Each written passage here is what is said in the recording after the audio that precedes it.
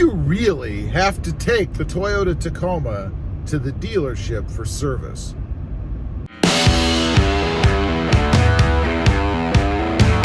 Well, good afternoon, everybody, and welcome back to Robmotive. You know, I think about this often myself. You know, you really have to take the Toyota Tacoma into the dealership for service, you know, so that you can maintain your warranty. This is really more dependent upon how old your truck is and if you still have warranty. You know, that 3 years or 36,000 mile deal. And I think, yeah, I do think it's important to take the truck into the dealership for service until your warranty expires. Or make sure that you maintain good records.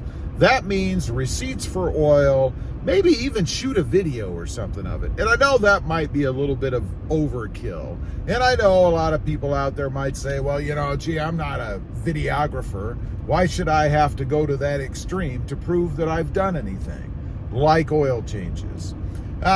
I say that the more that you can do as evidence in the case that anything happens is the better. You know, it's kind of like insurance. You know, why do you have insurance then?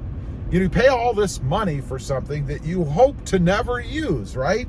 But we keep doing it anyway, and we do it all our lives. Life insurance, homeowners insurance, health insurance, car insurance. I mean, of course, you have to have car insurance.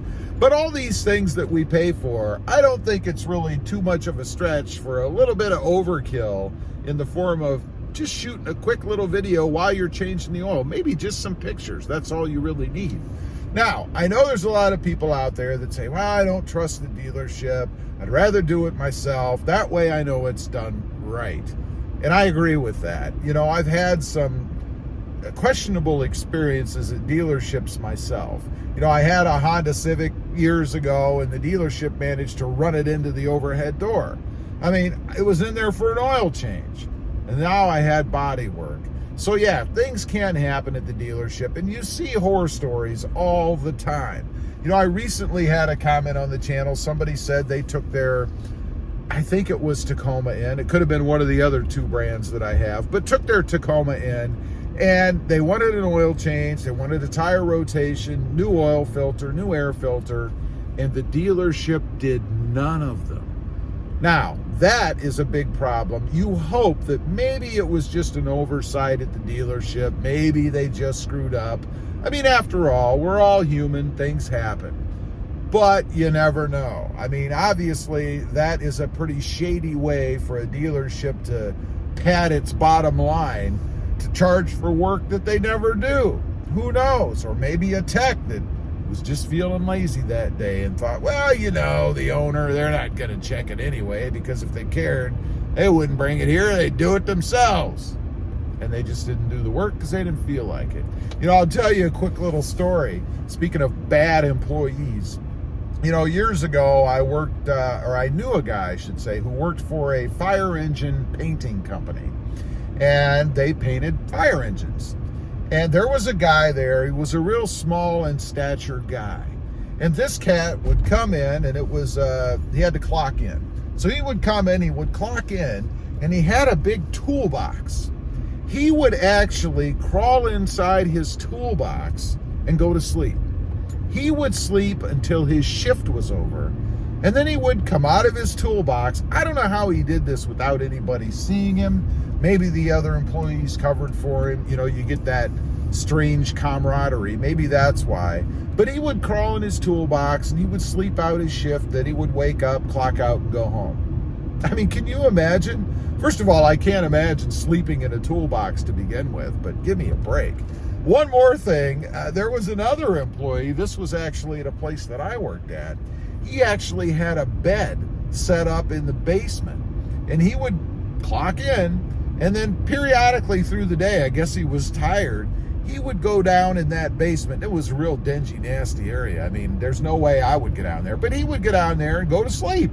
Now, he even had an alarm clock down there so that he could wake up, that he didn't sleep too long so that people caught on. Eventually they did. He was fired, but still, it's amazing to me to the extent that people will go to get out of working, even to risk their job. I mean, the second guy, the guy that was sleeping in the basement, he was making good money and he had it made. I don't know, people are crazy. So yeah, you know it does happen, but more importantly is to maintain that warranty.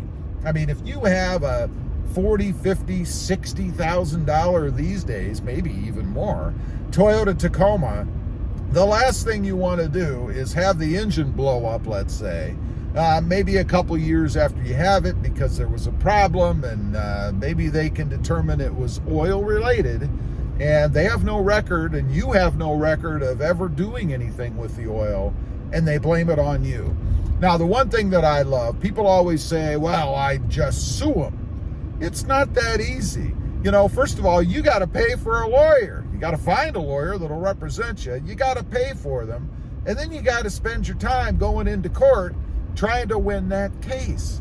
And on any given day, anything can happen. I'm not saying you're not going to win, but without any proof that you did anything, it's going to be very difficult to win a case like that. And in the end, unless the company wants to settle, and that does happen, but in the end, you're going to spend a lot of money and time on a lawyer on a case that you're probably not going to win because you don't have any proof that you did anything. And you know, there's one other thing to consider about that. Let's say it did get to that level, that something bad did happen, the engine blew, and you're sitting in a courtroom. They're going to try to prove that even if you did have all of the backup or the proof, that you didn't know what you were doing, that you weren't a trained, ASME mechanic, and you didn't do the work right, and you're at fault. Maybe you stripped out that oil plug and all the oil drained out. Maybe you put the wrong oil in or didn't fill it enough. I mean, you could imagine in a court setting what the lawyers, those high-powered lawyers for the mega company, the ones that are really expensive. Did you see that Johnny Depp trial? They're probably gonna cut you to shreds. And how are you gonna prove it unless maybe you are a mechanic? If you're a certified mechanic, well, then you'd be better off. But otherwise, you're just a common Joe with no training, trying to save a few bucks by doing it yourself.